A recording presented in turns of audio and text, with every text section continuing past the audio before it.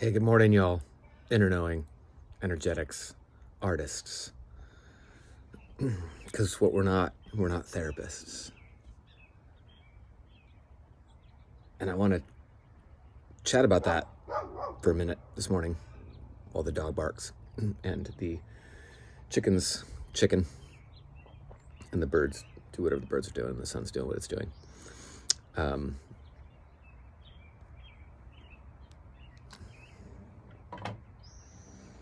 I want to talk about the difference between like what we're doing and start a conversation here. This is a I've been working hard on like laying out all the modules and figuring out what are the critical modules to have, because there's a lot of modules. I'm at like 50.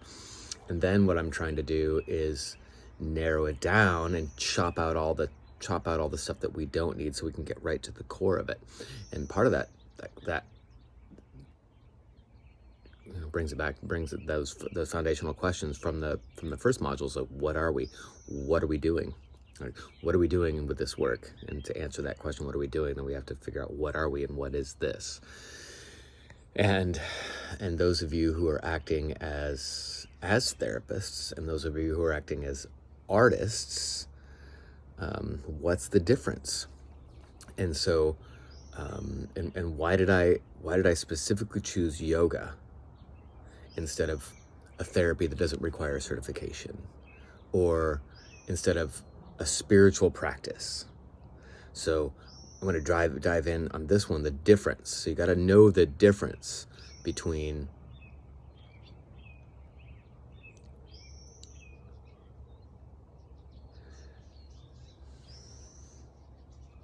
working with somebody, a client, or a lover, say. And you can use that either way. You can say that those of you that want to work with your significant other in that intimate capacity. What is that intimate exchange? Is that therapeutic? Is that yoga? And by yoga, I mean art. Like there's an art, and I'll go into what the difference is here in a minute. Or is it a spiritual practice? Because they're very different and they have nothing to do with each other. So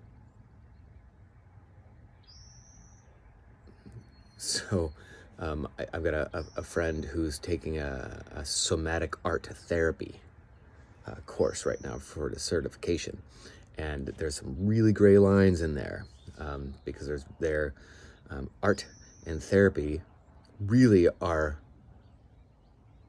quite different from each other, and really to go all the way in art, you got to step away from therapy. It's hard to do a full artistic expression on the same day that you've done therapy, and we'll go into why here in a bit. So what is therapy? Therapy is fixing dysfunction into function. It's improving something, fixing something that's wrong. Okay.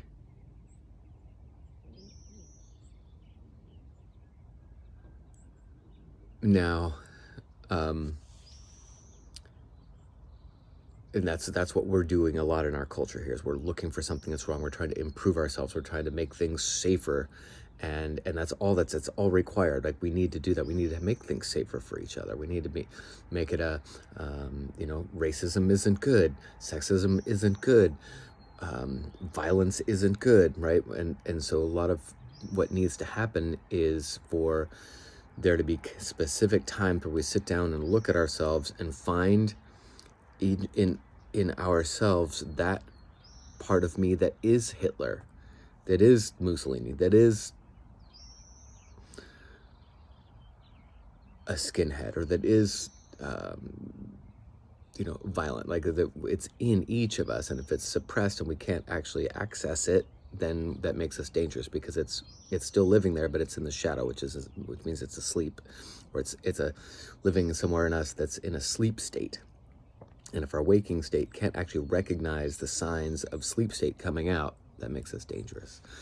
We're not doing that with this work. We're not doing the shadow work. Will this work, which is a yoga, which by yoga I mean flow. So therapy is fixing dysfunction into function. Yoga is increasing flow. Okay? It's increasing flow. Now, when you increase flow, you turn on the lights through the whole system. What happens? Does shit come up? Does emotional shit come up? Does trauma come up? Yes. So we take those things, which doesn't mean that increasing flow is therapeutic. It turns it on, and then you go, oh my gosh, I have something to work on. Then you can pick it up, take it over to your therapist. Keep the therapist over here. And you can work on that, right?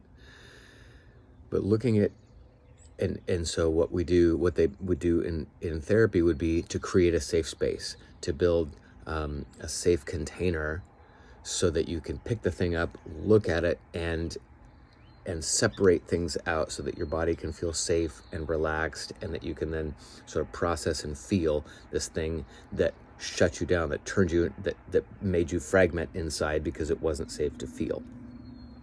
The art, the yoga, is increasing the flow, which is dissolving those boundaries, dissolving the fragmentation, which brings us into union, oneness. And so we actually have to break down the things that are inside that are keeping us separate, that are keeping us asleep. So we're waking everything up with the flow. All right, so they're completely different. A true artistic expression, you can have a true artistic expression and be totally fucked up, right? And need lots of therapy. In fact, everybody does. There's nobody that hasn't. You could be a brilliant yogi and do all sorts of brilliant yoga and just still, I mean, look at the famous, so many of the famous yogis. I think all of the big yogic traditions, except for one, has had one of their main leaders have a big sex scandal, right? And I had a sex scandal. So, especially in today's culture, where if you're doing art in a therapeutic container, it doesn't work, right? That, like, you actually have to have that safe container to be processing stuff. Now, on the other hand, you know, if you look at some of the artists that are the famous artists, were they known to be super sane people, well-adjusted people, happy family people, kids, career, and all that stuff? No, they were fucked up, right? Chopping their ears off, and and so that's where, you know, that some of the artists we really value, it was them being kind of fucked up, but they were also willing to turn on the flow, turn on the energy, and move it and express it through their contorted pattern 2, pattern 3, pattern 4, pattern 5 bodies. But they were running it through that body, which makes you a beautiful fucking individual that I love, that showed up here, you know, at the workshop, or didn't show up, right? And I showed up in my fucked up nature, and you showed up in yours, and we're loving each other through it. And we had rules in place to show up as ourselves, to feel ourselves in community with others, and to turn the light on to just be our present moment artistic expression of whatever this moment is. And that's the yoga. All right. So, and those of you, including myself in the past, that are doing yoga with folks, and they're wanting maybe a therapeutic outcome, to recognize that we want to have some clear lines around that you can say, by turning on the lights, we'll actually dissolve some of the boundaries in there, right? And we want to just move. You say you are a light worker. And what does that mean? It means that's light moves in flow, and there's light in consciousness. And I think Susan posted something a number of weeks back that I don't think I ever got back around to, but about masculine and feminine, and be like left side and right side. People ask me that, you know, often. What about the masculine and feminine sides? Now, those are types of people. There's like when you're looking at light, there's like masculine expressions and feminine expressions in light. In light, I mean in the body, right? Or in the personality. Like there's a masculine expression and a feminine expression. When I talk about masculine and feminine, I can step away from those terms, but because I've used them before, I need to, again, to clarify. I don't have any interest in masculine expression of a person or feminine expression of a person, or which side of my body is masculine or feminine. In my definition, that's all the feminine. That's all light. That's all how a clay model is being turned into a sculpture. It's all part. If it's being turned into a sculpture, it's being a work of art. And to me, that if you actually look at this moment that's happening,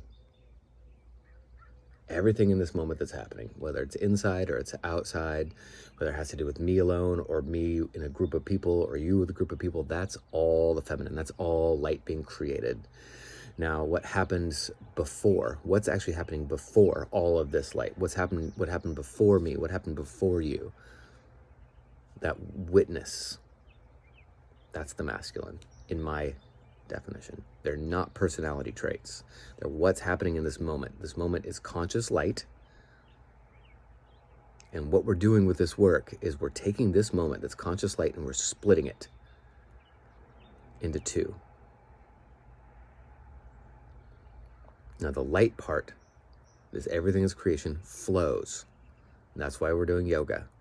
The light part flows, and when you see the flow of the wave in their spine, that's how light moves when it is actually viewed by the witness in a very specific way. Okay? Is this therapeutic? Fuck yes, it's therapeutic. Right? Is it when we actually break everything down to what's happening in the moment and we replay that?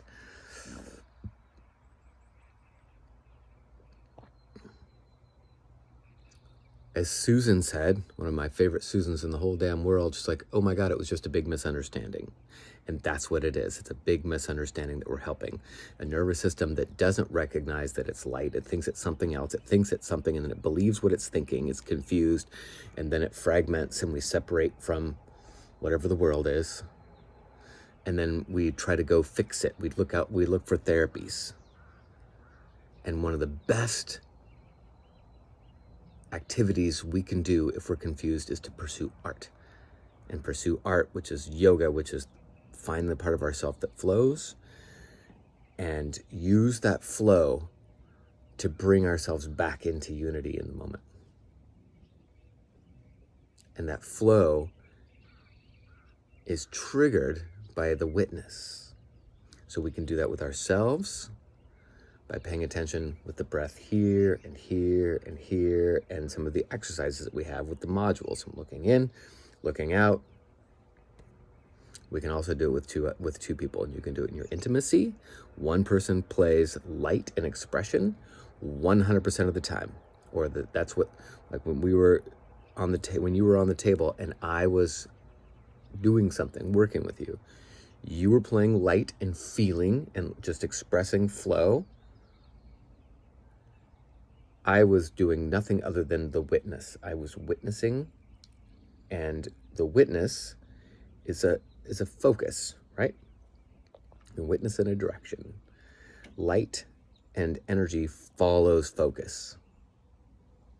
So as I'm witnessing up and down through the spinal cord goes, oh, look, we're moving and we're flowing here.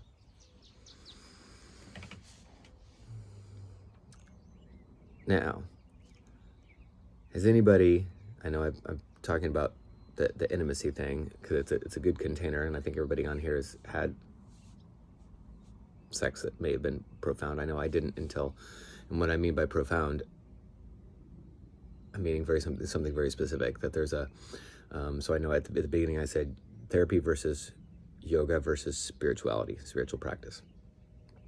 Spiritual practice, the promise of spiritual practice, this promise of spirituality is to actually be the enlightenment experience, the awakening experience. And what does enlightenment or awakening experience point at? The experience where we know ourselves to be light, to be everything.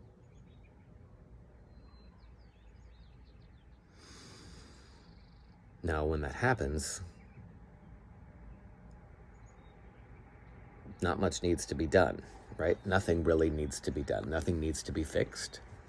No therapy needs to be done. No flow needs to be created. But you don't get anything done in life.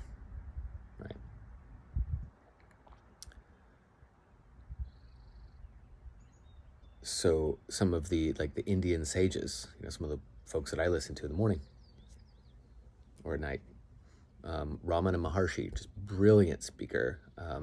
He was in India, and the dude could barely feed himself. I'm sure he didn't have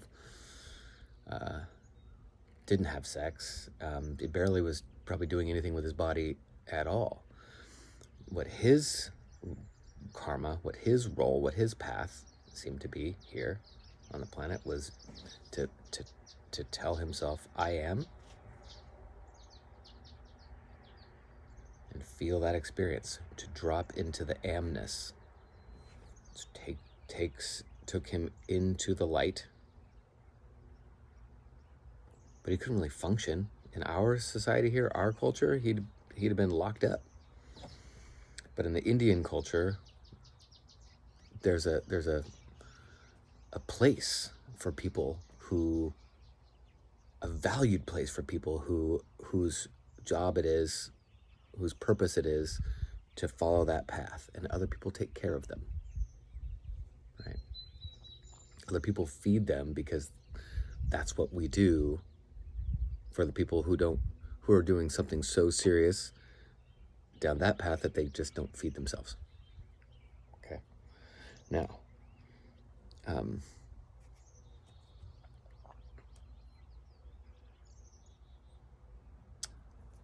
doing this type of yoga that we're doing on here, the inner knowing energetics,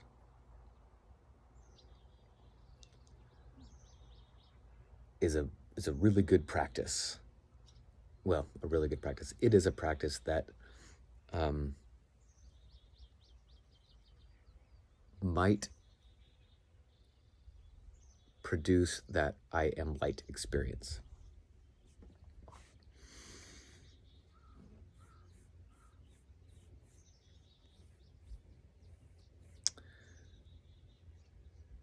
And that's not something we can pull up consciously. That's something that just spontaneously comes down on us, right? And so, like rain, like the first time you ever stood outside in the rain, you couldn't have guessed what that was going to be, right? So that's really what that spiritual realization is. You got to get yourself in the right place, which would be, in this analogy, outside. Just stand outside and maybe go not to the desert, right? There are things that you can do that give you a better chance of finding yourself in a rainstorm outside than others. So by doing this work, especially with another person, gives especially that person and the practitioner as well a better chance of having a spontaneous experience where, holy shit, everything just changed and I am light. And then it goes away. Changed forever, you might be at that point, though. And I have a sense that everybody in this call has a sense of what it is that I'm talking about, and that's this piece that we bring to the exchanges. Everybody in this course, you've got that sense that when you bring that with you to the exchanges, where you're practicing flow with another person or with yourself.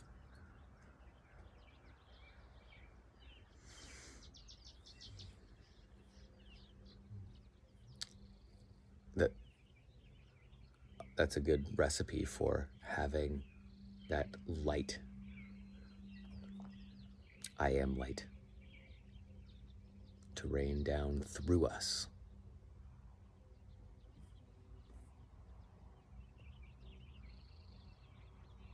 And these are all words that I'm using. I had whatever sleep I had last night.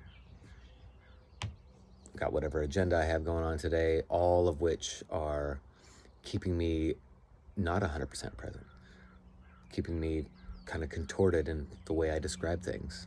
But if you get it, you get it. If you don't, cast it off. Love you guys.